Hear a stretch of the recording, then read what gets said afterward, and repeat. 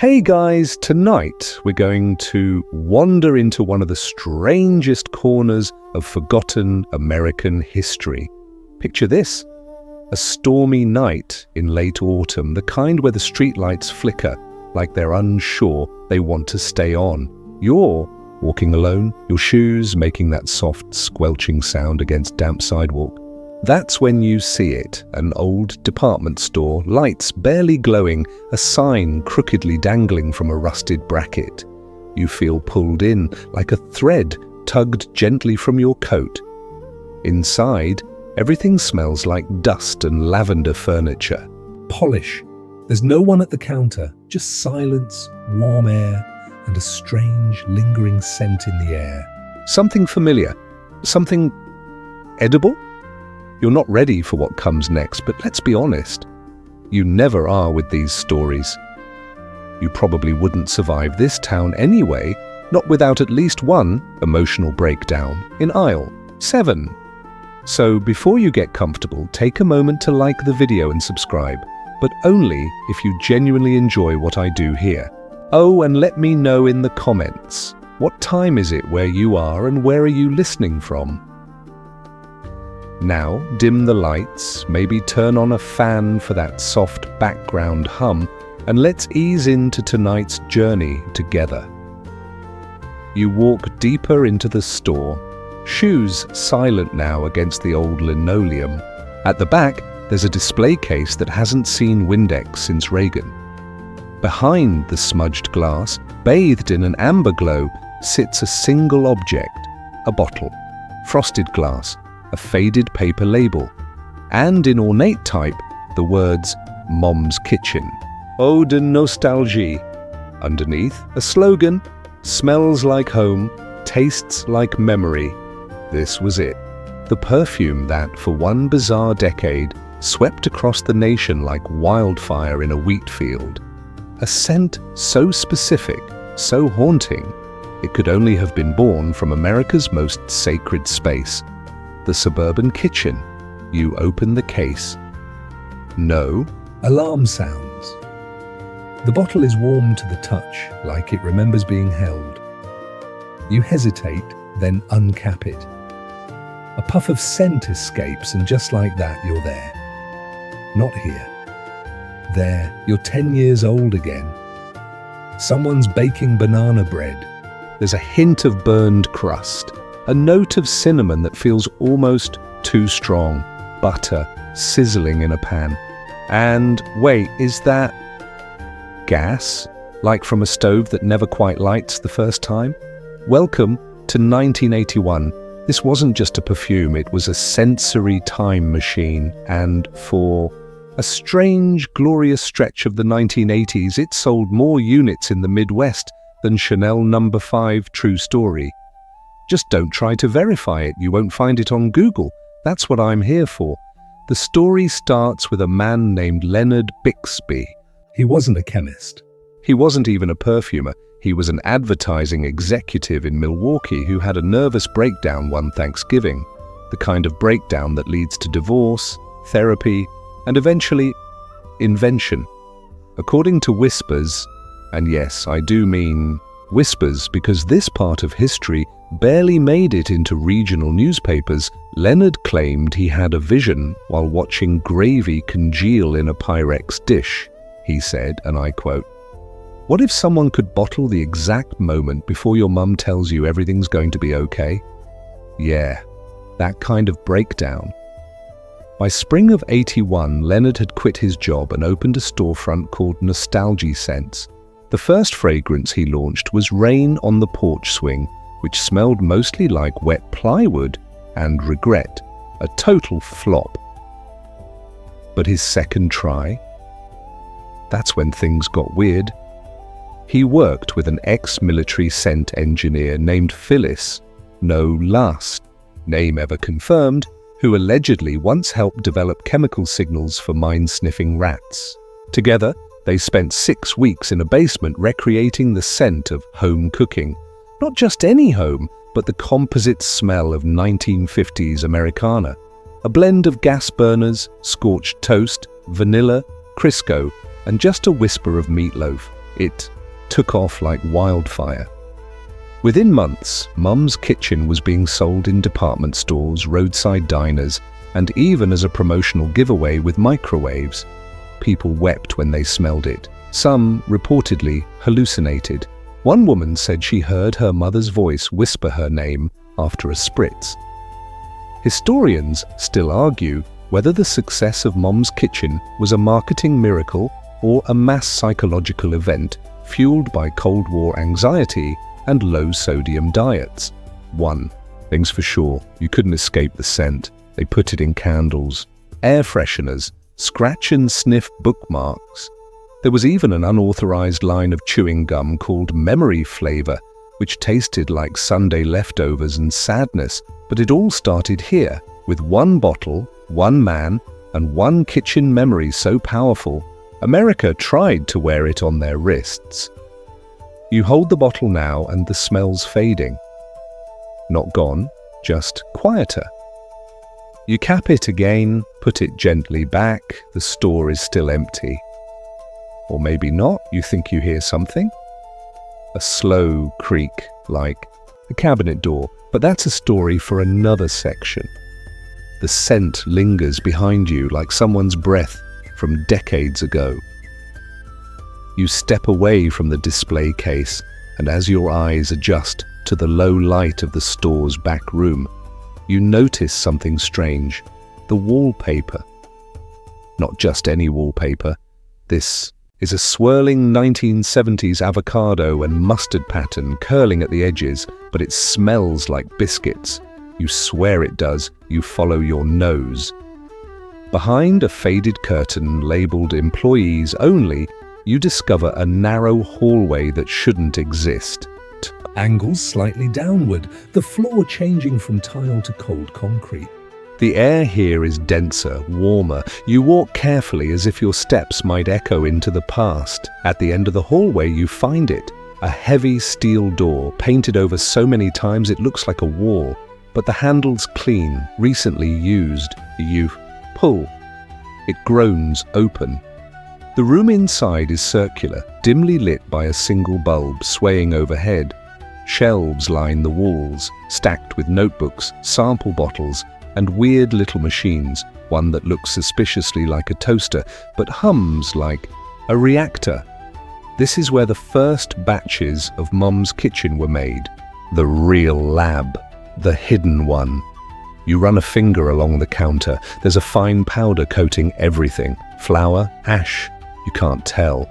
But the smell is unmistakable. Nostalgia with just a hint of scorched applesauce. Welcome to Leonard Bixby's sanctuary. This was where the scent was born, not in the storefront upstairs, not in a big sterile factory, but right here beneath a forgotten building, in a lab built from salvaged parts and divorce settlement money. The centerpiece of the room is a lopsided stovetop, ringed with tubes and gauges. According to urban legend, this contraption, nicknamed the Simmerizer, was used to simulate thousands of kitchen environments, everything from Midwestern casseroles to Long Island briskets. There's even a dial labeled Supper Sadness, low to high. You press a button, nothing happens, but that's okay. This isn't a story about working machines. It's about broken ones that still hum when no one's listening. Now here's the historical twist. Leonard didn't work alone. In fact, many believe he couldn't have created the scent himself. Enter Margaret Loon, a retired flavorist from a cereal company who allegedly had perfect olfactory memory, meaning she could identify smells decades after exposure. Margaret reportedly described Mom's Kitchen as a scent built from tears left in casserole dishes. She helped refine the formula until it triggered a deeply specific emotional memory. The moment just before comfort arrives, it was genius and creepy. Because customers didn't just like the perfume. They needed it. One man from Ohio bought 36 bottles and slept with them under his pillow. A woman in Arizona sprayed it on every Thanksgiving turkey for 7 years. Some claimed it made them dream in black and white. Historians still argue about that last one. Some call it mass suggestion. Others think it's more complicated, something about scent bypassing the logic centers of the brain and going straight to memory. Scholars are still debating whether the rise of Mom's Kitchen marked a moment of cultural nostalgia or a nationwide craving for emotional anesthesia. Either way, it worked. By 1982, major retailers were clamoring for distribution rights. There were waiting lists. People scalped bottles in mall parking lots.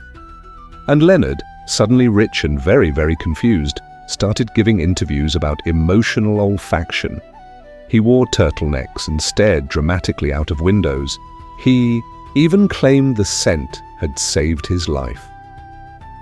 But nothing that burns this bright ever lasts. Because as demand grew, something shifted. The batches began to change. People noticed the scent wasn't the same. Less warmth, more synthetic? Maybe the bean extract was swapped. Maybe the gas note was too heavy. Or maybe people changed. You pick up one of the notebooks from the shelf. The pages are warped from moisture, but the ink remains. Formulas, ratios, scribbled notes in a desperate hand. Too much garlic. Smells like regret. Version 11B evokes kitchen fire. Unusable. Add butter. Reduce sorrow. That last one sticks with you because you're starting to realize something. This wasn't just a lab. It was a memory machine. A place built not to make perfume, but to bottle emotion. The light flickers. You close the notebook and take a slow breath. The air is thicker now, and for a second, just a second, you swear you hear the faint hiss of gas, that gentle sound every old stove makes before it catches. Flame, you freeze, but there's no fire, no smell of smoke, just silence and the lingering trace of vanilla that always makes you feel like someone's still cooking, even when no one is. You step back, leaving fingerprints in the dust. Above the door, someone once carved a message into the concrete. Do not bottle what you're not ready to remember. Too late now, you close the door behind you, the hum of the simmerizer still faint in your bones. And upstairs, the department store waits, quiet, as if it never had a basement at all. The air feels different as you return to the store above. Lighter, less saturated with the perfume of memory. But something is off. The lights seem warmer, older, like they're filtering through a sepia-toned filter only your eyes can see. You glance behind you, half expecting the basement door to vanish entirely. It doesn't. Instead, your attention is drawn to a bulletin board mounted crookedly on the back wall. Yellowed thumbtacks, curling paper edges, and right there in the center, a postcard. Its caption reads, "Come smell what America's talking," about July 4th launch. The image? A woman in a checkered apron spritzing a bottle of Mum's Kitchen into a turkey's open cavity. You don't laugh. You almost laugh, but not quite. Next to the postcard, there's a calendar from 1981, July, marked in bright red ink. National Scent Rollout, Denver Test Site. That's where it all officially began, not in New York, not in LA, but in a Safeway parking lot outside Denver, Colorado, on a sweltering Independence Day weekend. You walk to the window now. The streets outside are still, but in your mind, you're transported.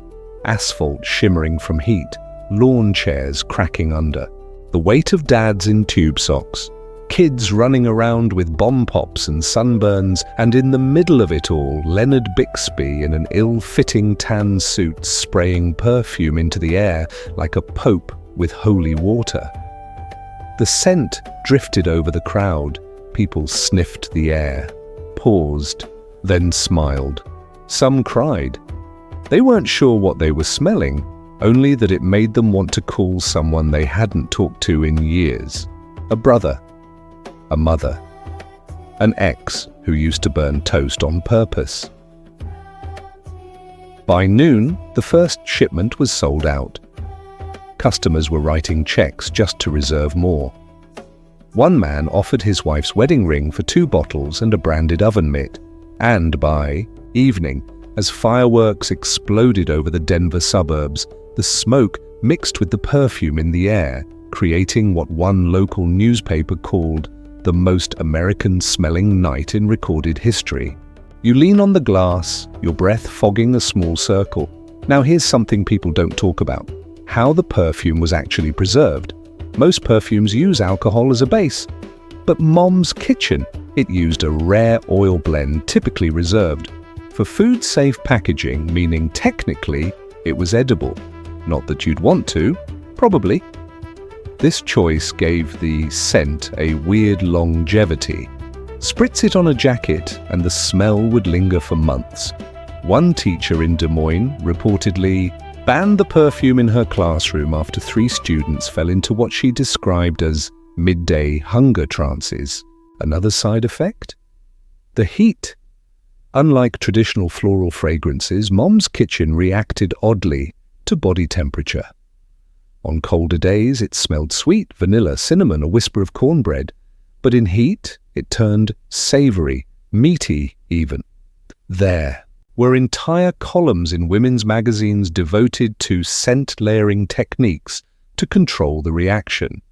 Pair with lilac body wash to reduce ham notes. Avoid wool coats, amplifies gravy. At some point, it stopped being a novelty and became a phenomenon. Collectors emerged.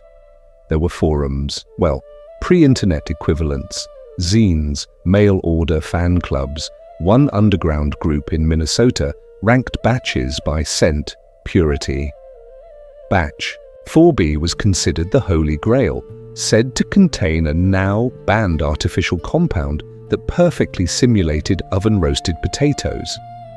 You back away from the window and turn. In the corner of the store, there's an old metal filing cabinet. You try the top drawer, stuck. The second, jammed. The third, opens. Inside, a stack of memos typed on delicate carbon copy paper. The first line, to all regional sales staff. Redistribution protocol, post-Denver adjustments. You scan the lines. It's technical, logistics, but tucked near the bottom is this line scrawled in blue pen, push emotional angle. Sell the feeling, not the scent. Remind them what it felt like to be 10, or to have a mum who cooked, or just to be missed. Clicks for you now. This wasn't just a product, it was a mirror. Held up not to who people were, but who they wished they still could be. Childhood, warmth, the certainty of dinner being ready on time, all in a bottle. Historians, those wonderfully skeptical creatures, still argue whether Mom's Kitchen became so successful because of its formula or because America was already craving comfort in a post-Vietnam, recession-shadowed, microwave oven-loving era. Some insist it was the smell of a collective denial. Others say it was the last truly analog emotion ever bottled. You set the memo down, heart beating a little faster than before. The room feels warmer again. Not from heat, but memory. And there it is, the scent. Not strong, just hovering. Someone's baking something, or maybe you're just hungry. Either way, you turn to leave. The department store seems bigger now, or maybe it always was. The bell over the door doesn't ring as you exit the department store. You half expected it to. Part of you wonders if it ever existed at all. Maybe it only rings for people buying something. Or maybe it just broke in 1983 and no one bothered to fix it. The street outside is quiet, thick with the kind of silence that makes you second-guess the direction you came from. You take a slow breath, and there it is again. That scent, not strong, not constant, just little wisps like the echo of a song from a neighbor's kitchen window, a mixture of butter and burnt crust, something warm, something brown, something, Mom. You follow it. A block down, you spot a pale blue mailbox. Not for letters, this one's different. Smaller, made of tin. A faded sticker reads, "Smell mail, local delivery only." You open it. Inside are postcards. Hundreds of them. All dated between 1981 and 1986. Most are blank, but a few contain handwritten messages. "Dear Lucy, I hope this reminds you of Sunday mornings. Mum's gone, but the scent still fills the pantry. Tell Dan I'm sorry I kept the bottle. It still smells like her laugh." They aren't addressed. There are no stamps. This was advertising, the strangest kind.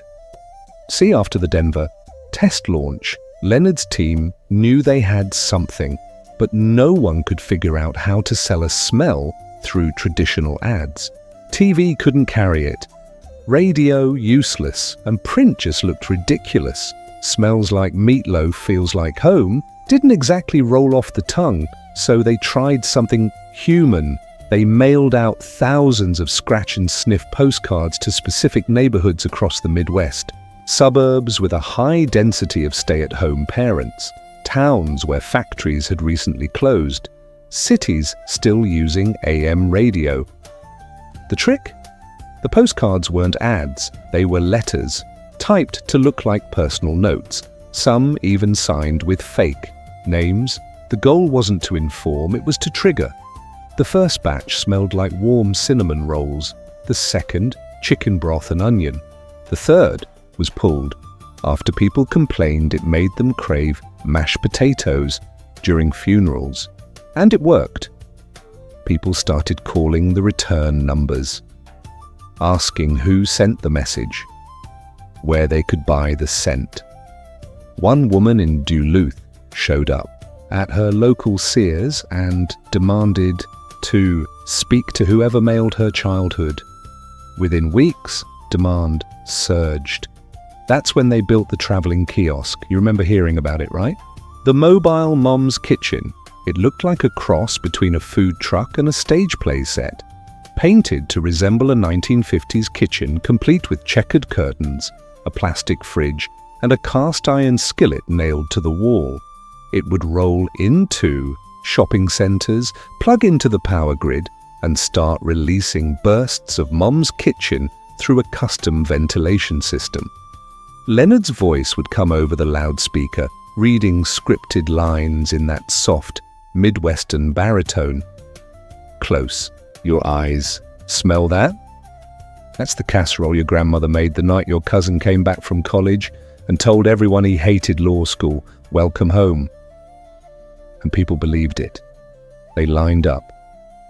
Not to buy perfume, but to stand inside the illusion, like they were stepping back into a world that was never really theirs, but somehow felt like it had been. In a dream they almost remembered. Now here's the weird part. No two people described the scent the same way. Some said it smelled like pork chops, others like peach pie. A few swore they picked up hints of Windex and Sunday roast. A radio host in Omaha described it as the emotional equivalent of finding your dad's old flannel in the attic and hugging it for 20 minutes. Historians still debate whether the scent was chemically unstable or whether it somehow adapted to each person's memory, an olfactory ink blot test in a bottle. One chemist reviewing the formula years later theorized that a compound called C9M2 might have interacted with pheromones, creating personalized aromatic feedback. He was discredited immediately, but the theory remains oddly compelling. You glance down at the postcards in your hand. They smell faintly of nutmeg now. You could swear they didn't 5 minutes ago. One last note stands out, written in careful cursive, the ink smeared in places. "Every time I spray it, I remember the argument stopped, just for a minute. just long enough to eat. You tuck the postcard away. Gently. Some memories deserve silence. As you step back from the mailbox, the wind shifts. Somewhere down the street you hear a faint melody. An ice cream truck? No, too slow. More like an old jingle, like, "If dinner's love and warmth and cheer, then bottle it up and bring it near." You follow the sound, and again the scent finds you first, not sweet this time, smoky, like burnt butter and hot metal. Something's coming, but that's a story for the next section.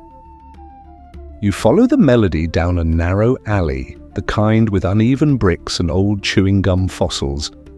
The sound fades in and out like it's being played from a warped cassette left on the dashboard too long. But the scent grows stronger with each step. It smells toasted, not unpleasant, just oddly metallic at the edges, like a grilled cheese made on a pan that should have been retired years ago. You step out into a back lot overgrown with weeds and parked shopping carts that look like they've seen some things, and there, beneath a rusted awning, sits something that stops you in your tracks, an old camper trailer, faded paint, curtains drawn, the words "Free Smells" scrawled on the side in permanent marker. You don't knock. You just approach, because you already know this isn't the first time someone's followed the scent here. It feels inevitable. The door swings open with a creak that sounds eerily like a sigh. Inside is chaos. The kind of chaos that only comes from obsession. Stacks of notebooks, chemical diagrams pinned to corkboards, empty bottles with labels that read things like Beta Butter V3, Skillet Trial, Do Not Inhale, and Casserole Base 84, Sour. A TV in the corner flickers static. Next to it, an old VCR with a single tape labeled Taste. Smell Show, Live Broadcast. You press play. The screen fills with grainy footage of a local news program from the early 80s. A man with a moustache wide enough to have its own zip code stands in front of a perfume counter, grinning at the camera. Tonight we're live at Bayview Mall for something you've never seen before, perfume you can taste. The camera pans to a small crowd, all dabbing their wrists and licking their lips with expressions ranging from delight to confusion to, well, nausea. You hit pause because this was the part no one likes to talk about. After the national rollout of Mum's Kitchen, Leonard and his team didn't stop. They started developing enhanced formulas, new versions meant to push the boundaries of olfactory marketing. The big idea? Edible scent, something you could wear and taste, not like flavored lip balm, something more immersive, a full sensory event. Smell, taste, memory, all activated by one spritz. It was called Project Aroma Bite, and it bombed harder than a meatloaf at a vegan potluck. Turns out, no matter how good something smells, no one really wants their wrists to taste like Salisbury steak. The chemical aftertaste clung to skin. People broke out in hives. One poor soul in Kansas reported dreaming of being eaten by a giant pork chop for 3 nights straight. But the worst of it? The Chicago incident. At a department store in Lincoln Park, a promotional spray session went wrong. Really wrong. One of the prototypes, labeled only Kitchen Mist B, triggered a chain of allergic reactions. 5 people fainted. 1 woman reportedly hallucinated her high school cafeteria for over an hour. To this day, historians argue whether the compound used in Kitchen Mist B was improperly mixed, or if, as one survivor claimed, it smelled too much like a memory I was trying to forget. Sales plummeted. Stores pulled the product from shelves. Lawsuits followed. Leonard stopped giving interviews. Some say he moved to Maine. Others say he disappeared entirely, into one of his own scent chambers, never to return. And Mom's kitchen didn't vanish. Not all at once. It faded the way microwaved nostalgia always does, gradually and with a plastic aftertaste. By 1986, the scent was mostly gone from stores, but never from memory. You walk deeper into the camper. A box of Polaroids sits on the counter. All the same woman.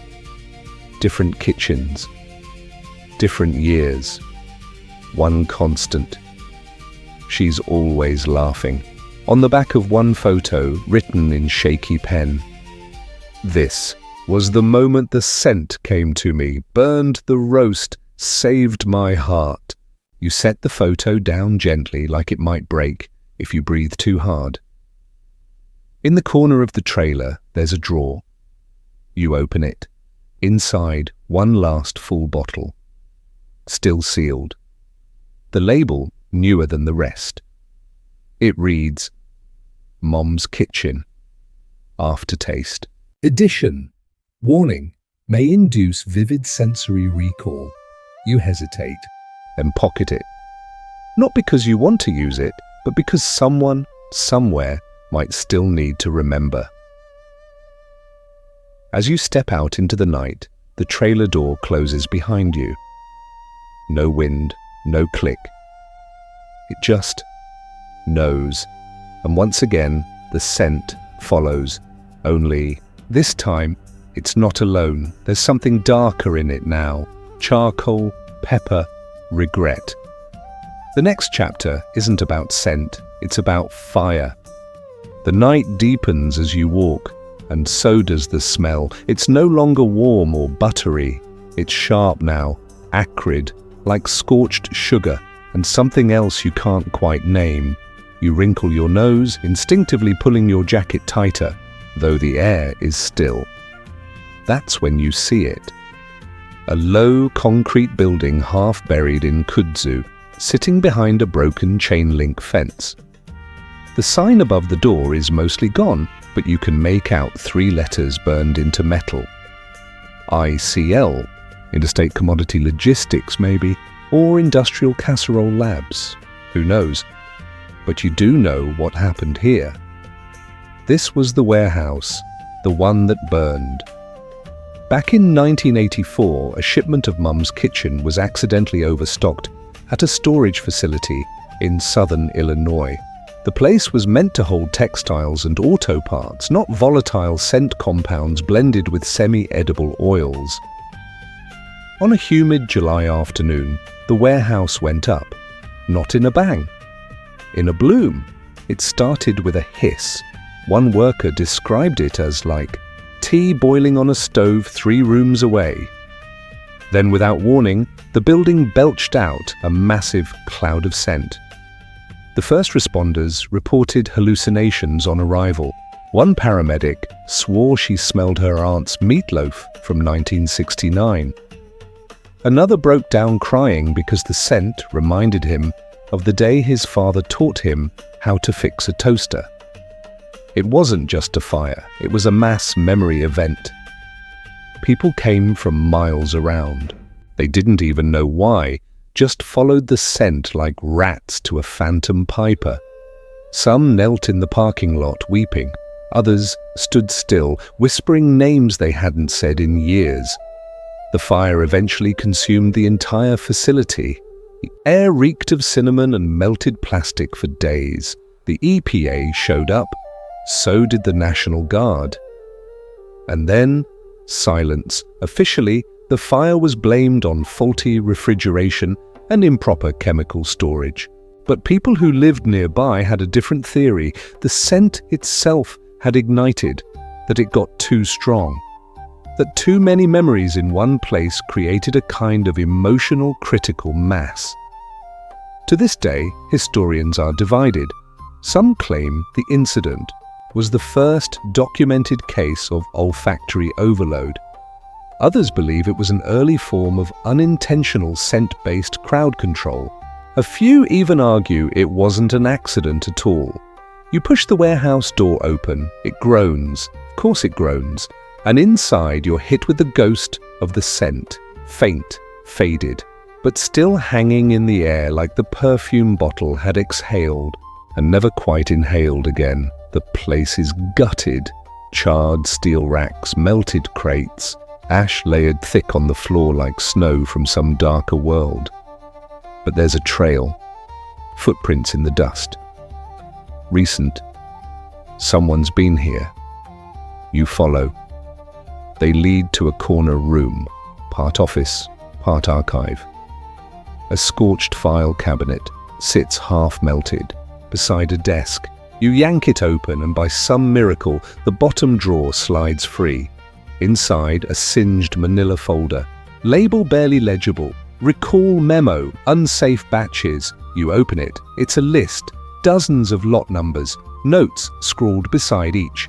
Batch 9XB, overemphasized bacon, induced hunger fainting. Batch 12KA, triggered violent nostalgia in EB test group. Batch 13Z, smells like funeral potatoes, too effective. Batch 15M, recommended for destruction. The final page reads, do not distribute. Formula evokes acute longing, sustained emotional trance, and in some cases, disassociation. Smell appears too real. Recommend incineration. Burn it all. You lean back against the scorched desk, heart thudding. They tried to erase it. They knew what it could do, and they tried to burn it out of existence. But scent doesn't work like that. It clings, it seeps, it finds ways back in. You look up, and there, high on the blackened wall, written in smoke-streaked letters, some smells never fade. And suddenly you realize you're not alone in the warehouse. Footsteps. Soft. Shuffling. Not threatening, but undeniably human. You don't turn around because some memories are better when you don't look them in the eye. You step forward, deeper, into the room, and somewhere behind you, someone whispers a single word, one you haven't heard in years. Your name, just like Mom used to say it. You don't turn around. You don't have to. Because somehow, in the way that only memory allows, you already know who or what is behind you. The scent tells you. Brown sugar, tomato sauce, a faint curl of cigarette smoke trapped in the fringe of a crocheted sweater. It's her, or someone like her. The idea of her. A collage built from casseroles and quiet sighs and TV trays. You blink once and the sound is gone. So is the presence. But the feeling, still here. You step back out into the night. The stars above the warehouse flicker uncertainly behind a haze of smoke and time. You tell yourself it's just your imagination, that memories can't really follow you, that scents fade, but your hands still smell like scorched lasagna and dish soap. You start walking again, not quite sure where you're headed, until a flickering neon sign catches your eye from 2 blocks down. Sniff and save. Everything must go. A liquidation store, you're drawn in as if pulled by muscle memory. The inside smells like mildew and cardboard, but the back aisle, that's where you find it. A dusty, rotating rack filled with Mum's kitchen knockoffs. Grandma's counter. Comfort. Gravy tub 5. Sunday roast by Eterna Scents. They're all wrong. Too sweet. Too synthetic. They smell like how people think comfort smells, like sitcom sets and microwaved macaroni. No warmth, no longing, just packaging. Still, you rifle through the rack anyway, and that's when you spot it. A single bottle wedged between 2 shattered boxes of clearance candles. No label, no logo, just a strip of masking tape with a handwritten name, batch 15M. Your hand tightens around it, the one they tried to destroy, the one they warned about. You hold it up to the fluorescent lights. It looks ordinary. Pale amber. Dust floating lazily in the liquid like forgotten breadcrumbs. The cap clicks softly as you twist it, like the world holding its breath, and then a drop on your wrist. That's all it takes. You are no longer in the store. You're back in a kitchen you don't recognize, but your body does. The linoleum squeaks the way it used to under your socks. There's a rust-colored rug that smells like toast. A window with sheer curtains dances in a breeze that doesn't exist anymore. There's music playing, not loudly, just softly, from an AM radio on the windowsill. Something with brass and static. The song your grandfather used to hum, maybe. Or a song he wished he did. You feel warmth behind you, a presence. Someone humming. You don't turn. Because in this place, you don't have to know who it is. You already do. And just like that, you're back in the store, blinking under the harsh buzz of broken fluorescent light. The bottle is still in your hand, still open, but the scent is fading. No, changing from kitchen to something deeper, something emptier, like a pan left on the burner too long, like a voicemail you replay just to hear their voice, like opening a drawer and forgetting what you came looking for. You put the cap back on, slide the bottle into your coat pocket, and, for a moment, you swear the entire store exhales. Now here's something strange. A file clerk, one of the last employees ever connected to the Mom's Kitchen brand, once reported finding a note in the final shipment manifest. No return address. Just 3 lines typed neatly on a strip of paper taped inside a box. Scent is memory. Memory is hunger. Don't feed what you can't carry. Historians still debate whether that note was real or the invention of a bored intern with a flair for the dramatic. Either way, they were right. You're hungrier than you've been in years. But not for food, for something else. Something you left behind when you stopped calling your aunt, when you skipped your high school reunion, when you started buying pre-sliced cheese. You leave the store quietly.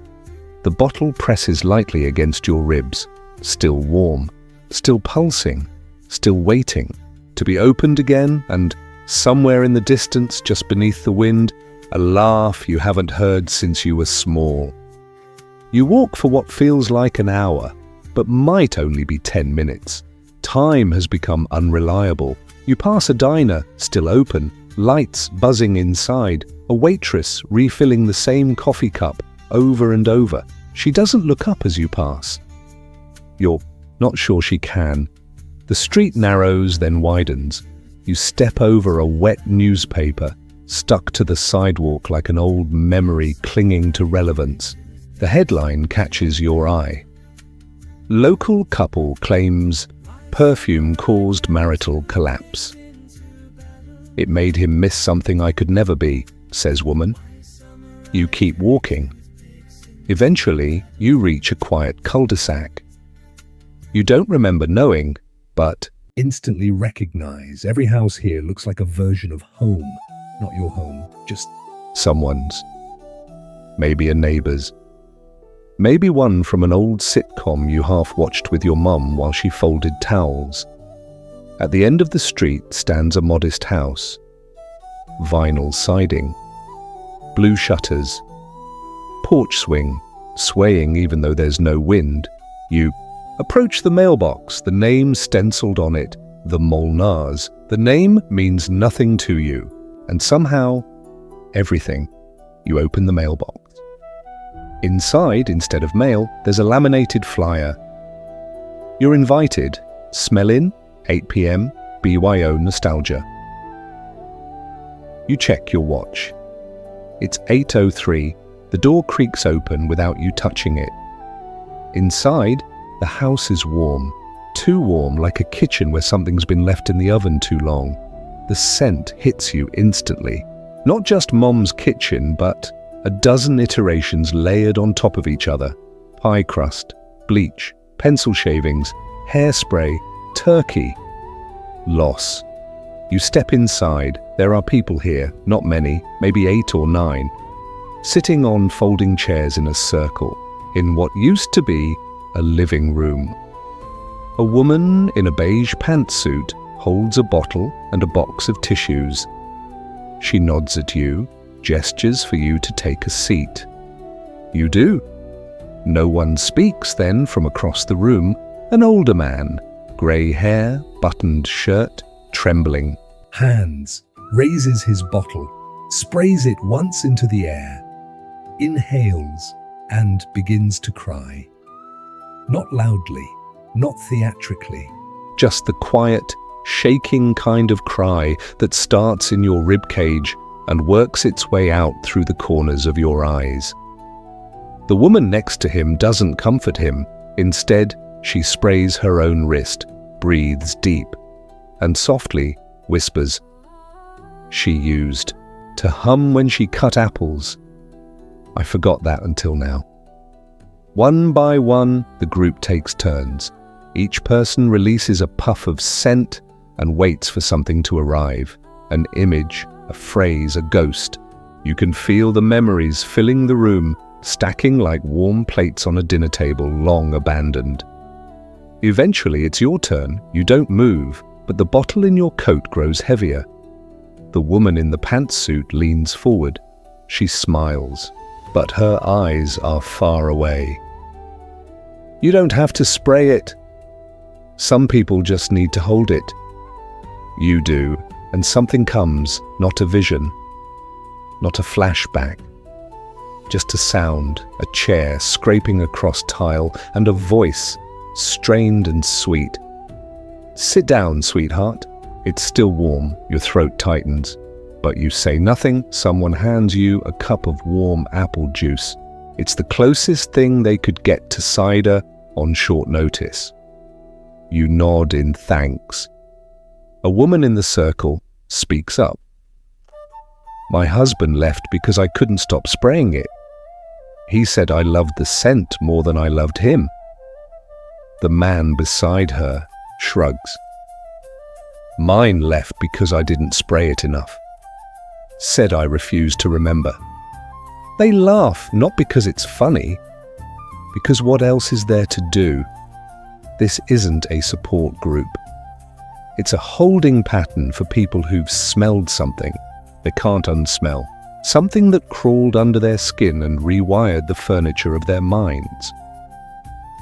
Historians still argue if scent dependency is real, or if this was all just a case of mass suggestion and a country desperately looking for a way back to something it never really had. But you're not here for the history. You're here because you know what they mean. When the meeting ends, the woman in the pantsuit hands you a card. It just says, "Smell safe." Remember gently. You leave the house without speaking, and the moment the door closes behind you, you realize something. You forgot your cup. And for some reason, that breaks you more than anything else. You walk slowly now. Not because you're tired, though you are, but because it's the only speed your memory will allow. Your body's moving through a neighborhood, but your mind is rearranging hallways that haven't existed in years. The scent is still faint on your wrist. It's changed again.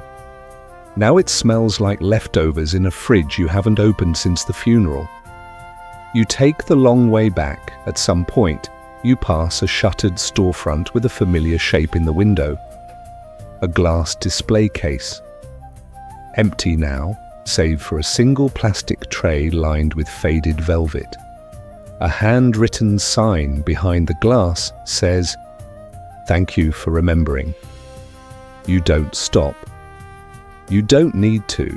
Some places exist only to be walked by. Eventually you reach the city bus station. You don't remember planning to come here, but here you are. Inside there's an old vending machine in the corner. It doesn't sell snacks, it sells scents. Or it used to. The label's appealing. The buttons are gummy. The light above it flickers, casting shadows that stutter like bad dreams. You approach. The top row reads Batch 2A, First Burnt Pancake, Batch 4C, Grandma's Sundae, Batch 7F, Apartment Dinner, 1993, Batch 9X. Before the argument, that last one makes your hand hover. You press it. Nothing happens. The machine is dead, or maybe out of stock, but part of you swears you can smell it. That strange moment right before the shouting starts. When the silence knows what's coming, you sit on the plastic bench, the kind that always feels cold, even in summer. A kid across the room is playing with a toy train, mumbling to himself. You can't hear what he's saying, but the rhythm sounds familiar, like a song from a cereal commercial in 1987. You rest your head against the glass. And remember, it wasn't just your home that smelled like Mom's kitchen. It was everyone's. That's why it worked. It was never about accuracy. It was about suggestion. Just enough sugar to feel safe. Just enough salt to feel real. Just enough absence to keep you coming back. Some people claimed they could identify regions based on batches, that Kansas bottles had more onion, that Vermont batches leaned toward maple and grief, that Texas versions carried a whiff of BBQ smoke and tired hope. Historians still debate whether regional scent profiling was part of Leonard Bixby's original plan, or if the scent simply absorbed the stories of the places it passed through. There's a theory. It says that every bottle of Mom's Kitchen actually captured a sliver of someone's real memory. That the scent wasn't engineered, it was extracted. From who? No one ever says. But you feel it now. The weight of everyone who ever tried to bottle love before it left the room. The bus arrives, its doors hiss open, no one boards. You don't, either. You just sit there, the bottle heavy in your pocket, warming against your skin. It smells different now. Drier sheets, birthday candles, something like regret, sweetened with frosting. You watch the bus leave. Behind it, the smoke from the exhaust seems to curl into cursive. A shape, a word. It says, soon. You don't know what it means, but you believe it. You stand up one step, slower than before. The air is still. You could go home, but maybe you already are. You find yourself standing in front of a building you don't remember walking to. It's made of red brick, half covered in ivy, with a hand-painted wooden sign above the door. The Scent Library, by appointment only. There are no lights on. But the door opens. Inside, it's quiet the way a church is quiet. Not silent exactly, but reverent.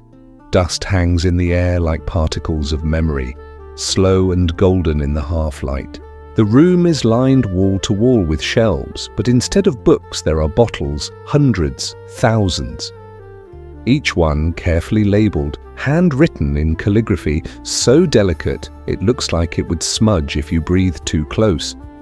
You walk slowly down the first aisle, running your fingers just above the glass, not touching. Not yet. One shelf reads, Spring Cleaning, 1964, floral with bleach undertones, Divorce Weekend, Cabin Edition. Socks on radiator, first snowfall. He's not coming home, but it's okay. You keep walking. The further in you go, the more personal the names become. They stop sounding like products. They start sounding like memories you'd forgotten were yours. The night you were brave. The quiet between chores. When the phone didn't ring, you stop in front of one. It simply says, just before you forgot. You don't pick it up. You don't have to, because that's the moment you're in that tight space between what you know and what you're not sure ever happened.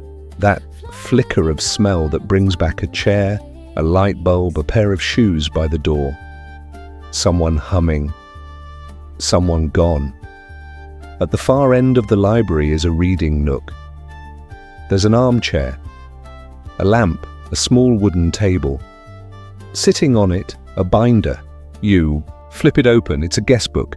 You recognize none of the names and all of the handwriting. Some entries are single sentences. I thought I was fine until I opened Dad's office chair. Smelled the toast, heard her laugh, cried in aisle 4. Didn't know I remembered his cologne until I couldn't breathe. Others are pages long, paragraphs of people trying to put words to feelings they didn't know they still owned. You add your own, scrawled in your worst handwriting. Haven't used the bottle yet. Don't know if I'm supposed to. Just needed to know someone else remembered. You close the book gently, and then you hear it. Footsteps. Not yours. Someone's coming through the far shelves, slow and steady. You tense, but not in fear. More in readiness. Like whatever's approaching is bringing something you forgot to collect. You don't turn, but a soft voice breaks the stillness. It says, "You're holding on too tight." You look down. Your hand is clutching the bottle in your coat like it's oxygen. You don't remember reaching for it. But there it is, warm, pulsing, as if waiting for you to let go.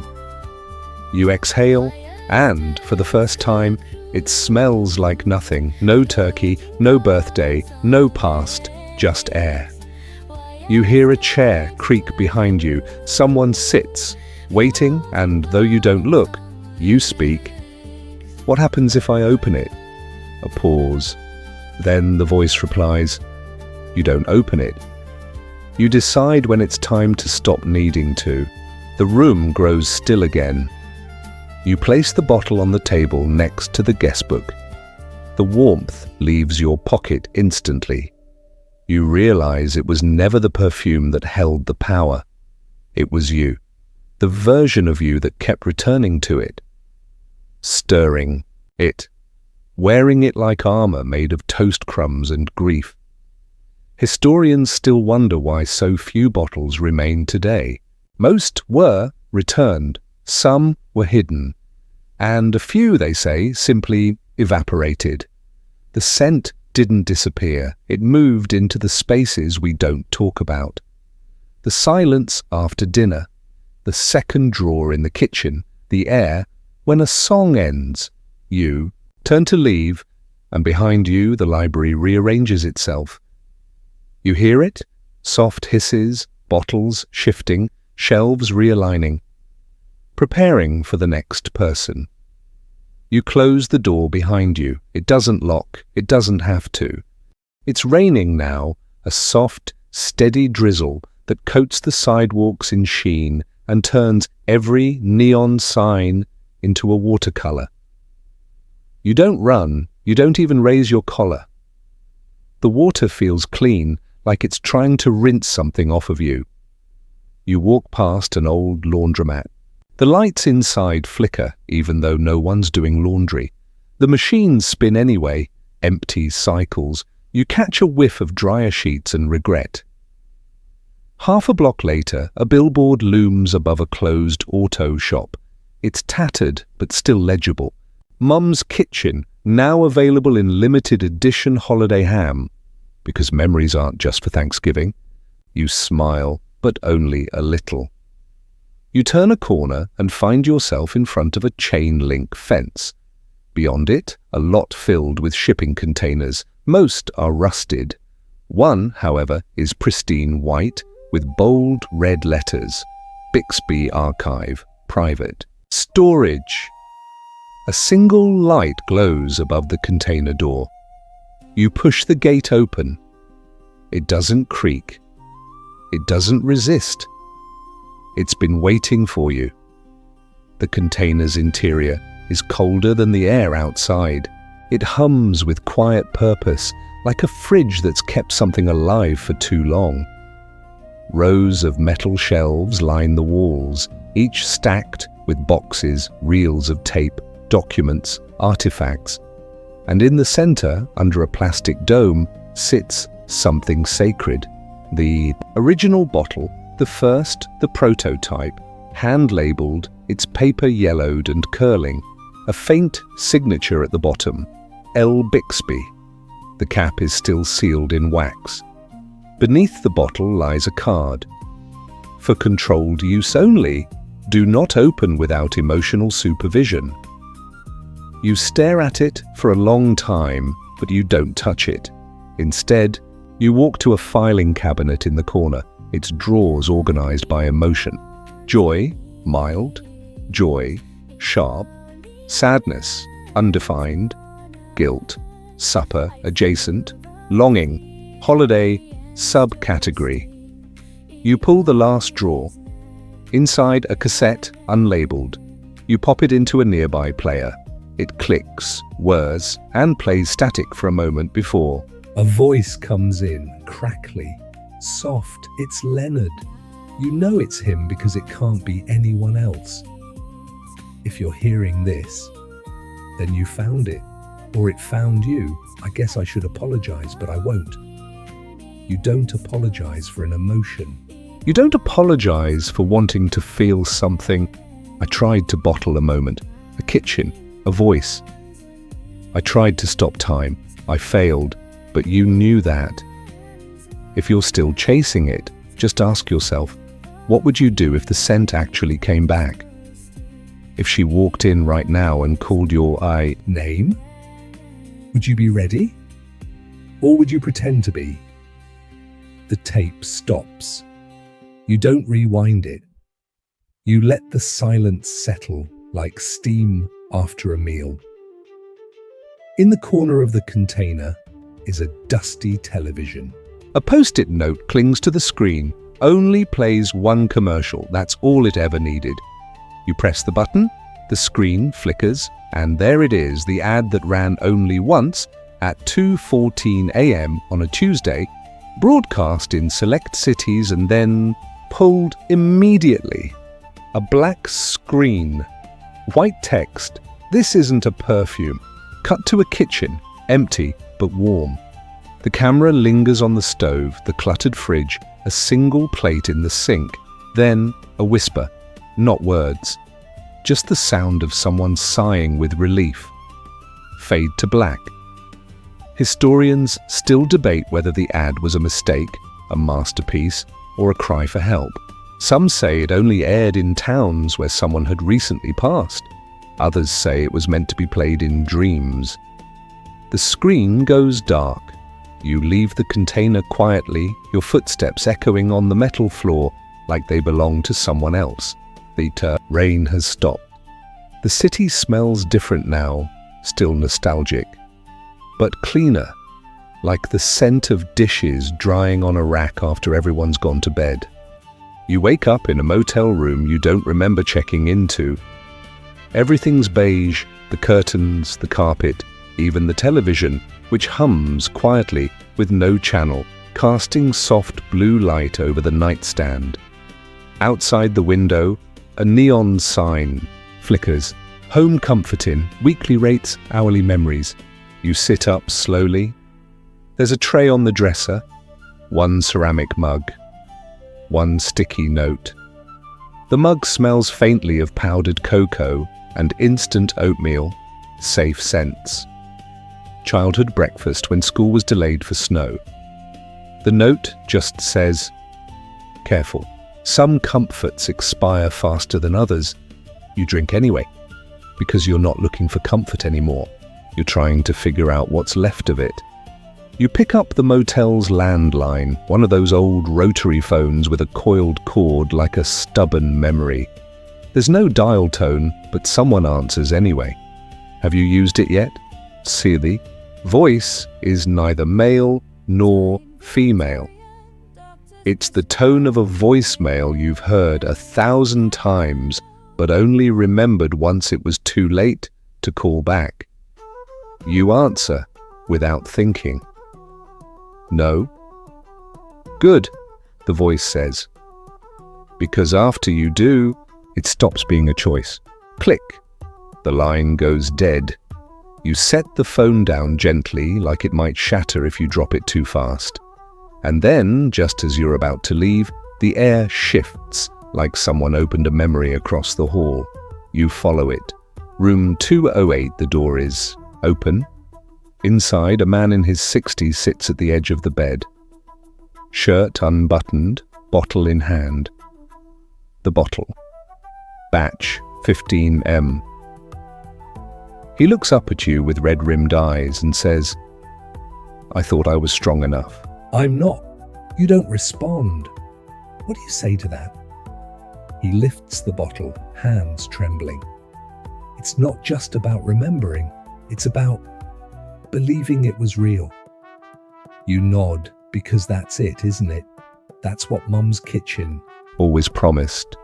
Not just a memory, a confirmation that the past actually happened, that someone did tuck you in, that laughter was real, that the smell of dinner did mean something. He doesn't spray it, just holds it to his chest. Then softly, "What if the memory was better than the moment?" You want to say something wise, grounding, final, but instead you ask, "What if the moment was better than the memory, and we just forgot how to live in it?" He chuckles, bitter and kind. "You sound like Leonard." That name again? You sit beside him. Two strangers, lit by a motel lamp, listening to a scent that hasn't even been released. It hangs between you like the ghost of steam over mashed potatoes. Eventually he sets the bottle down. You leave the room together, quietly, no goodbyes. Back in the parking lot, the night is still and damp.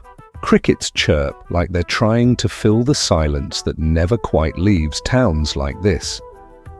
A bench by the ice machine holds a faded magazine. You flip through it. Page 14, a half-page ad, Mum's Kitchen, available now at selected moments, in time. Below that, a barcode with no numbers, a scratch and sniff square, a slogan, "Smell carefully." You scratch it. Nothing, then everything. Your hands tremble because for just a second, it smells like the moment before you knew what loss was, and it's unbearable, and it's beautiful, and it's already gone. You're walking again. No destination this time, just movement. Your coat is heavier now, not from the bottle, from what it represents. It's no longer just glass and oil, it's a possibility, and the weight of knowing you could go back. Or at least feel like you did. You pass a hardware store. The closed sign hangs upside down, like it gave up trying. In the display window, a single item sits under a spotlight. A tiny metal fan with a sign that reads, "Circulates air." And old emotions, you don't go in. You're already carrying enough. Around the corner is a mural, faded, half painted over, depicting a kitchen table surrounded by shadowy outlines. No faces, just shapes. But there's a plate in the center, steam still rising. You realize the mural is interactive. A button on a nearby post says, "Press here to remember what you forgot." You hesitate, then press it.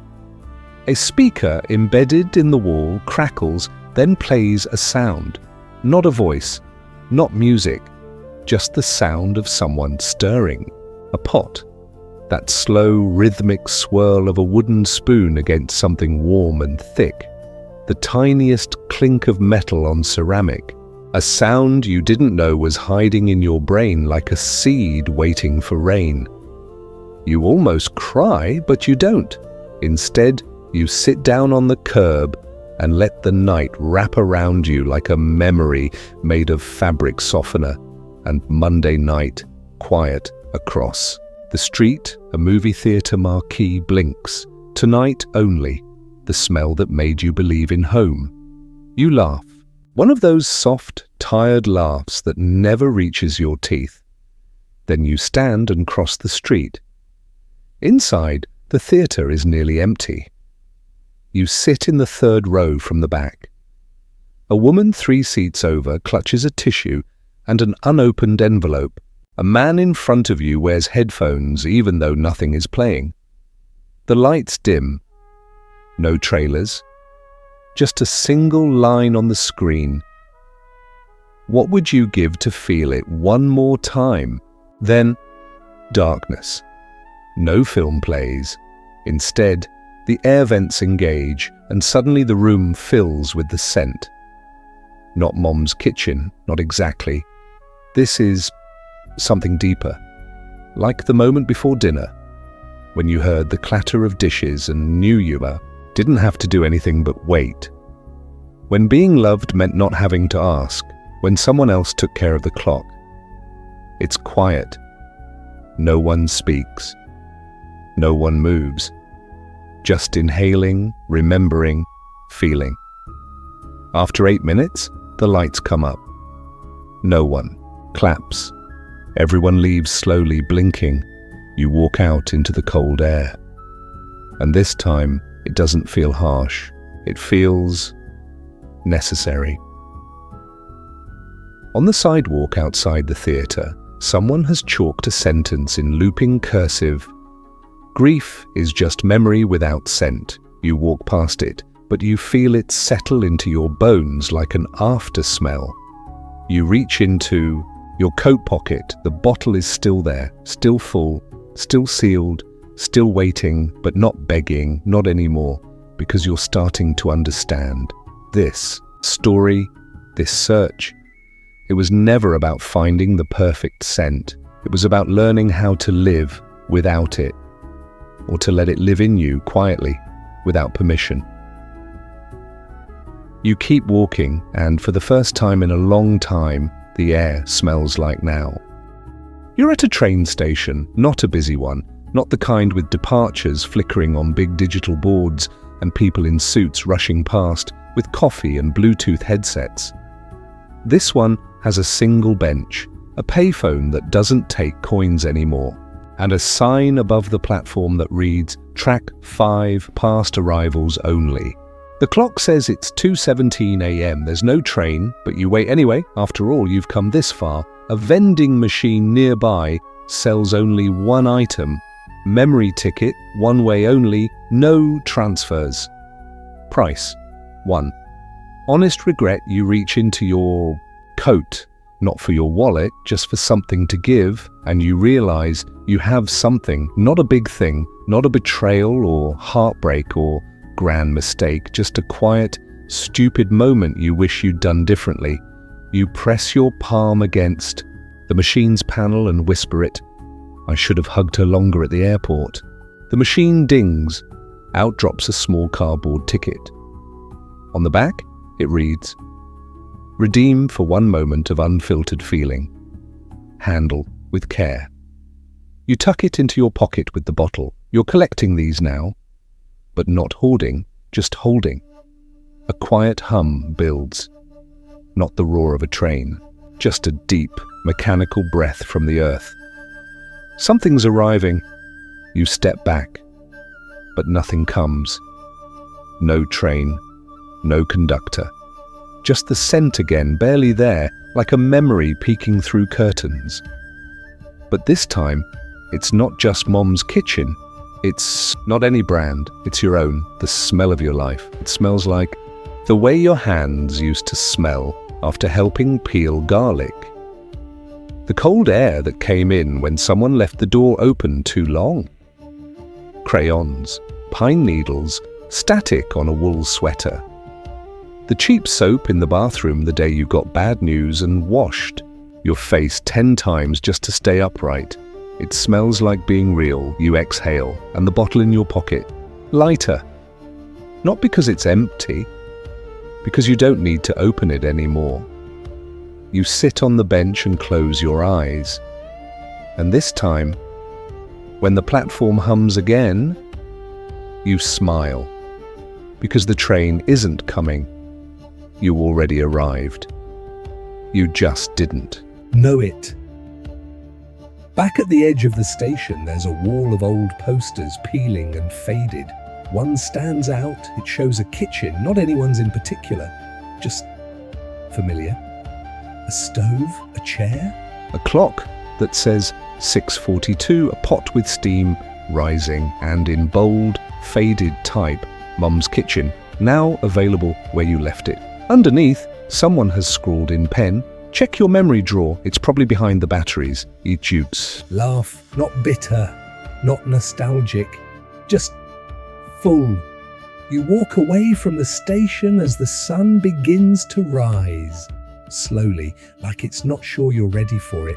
You are. The bottle is still in your pocket, but now it's just a bottle, a souvenir, a reminder, not a destination. You don't remember sleeping, but you wake up anyway, sitting on a bench under a tree that smells faintly of rain-soaked bark and someone else's childhood. The sky is the color of a washed-out photograph, and the streets are quiet in that early morning way where everything still belongs to possibility. There's a diner across the street, of course there is.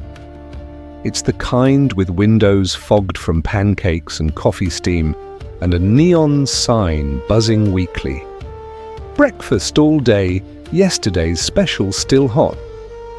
You cross the street. The bell above the door rings finally. A sound that feels earned.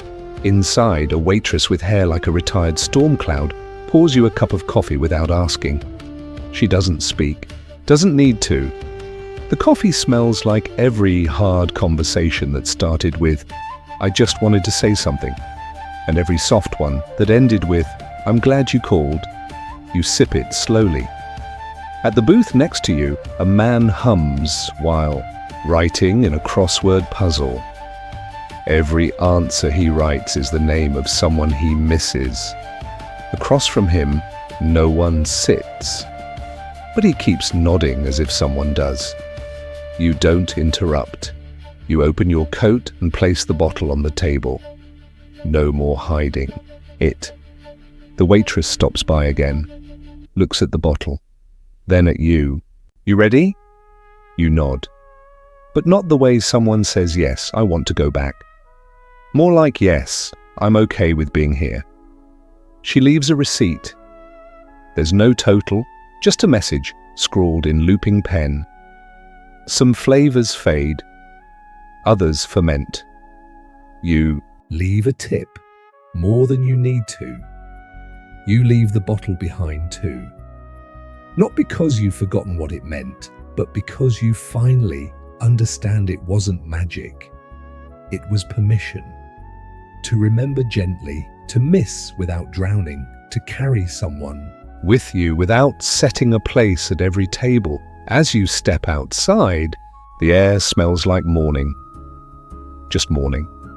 Not memories, not metaphors, not lost dinners or half-heard lullabies. Just dew, bread rising somewhere nearby, and a city slowly waking up. You walk toward the light, your pockets empty and your chest full, and for the first time in a long time, you're not following a scent. You're following yourself. You breathe in deeply, the way someone does when they're not trying to chase a memory, but just take in the day for what it is. The streets are coming alive now. A dog barks in the distance. A mailbox creaks open and closed with the morning breeze. Someone laughs, a real, unremarkable, ordinary laugh, and it's beautiful. You close your eyes, not to imagine the past, just to be here more fully. There's no perfume left on your wrist, but somehow you don't feel the absence, you feel whole, because that's what memory does when you let it settle. It stops clawing, it starts humming. becomes the sound of a drawer closing softly, a jacket folded carefully, a meal served to no one in particular, just because it felt right to make something warm. You remember the bottle. You remember the laughter. You remember the stove clicking before it lit. You remember the one who used to say, "Taste it," before. You decide, and maybe now you finally understand what that meant. You sit on a bench again, eyes closed. The wind shifts. Someone walks past, humming a tune that sounds like steam. You don't follow them, you don't have to. You're home, you're Here, and you smell like your own life now, unbottled, unbranded, unforgettable.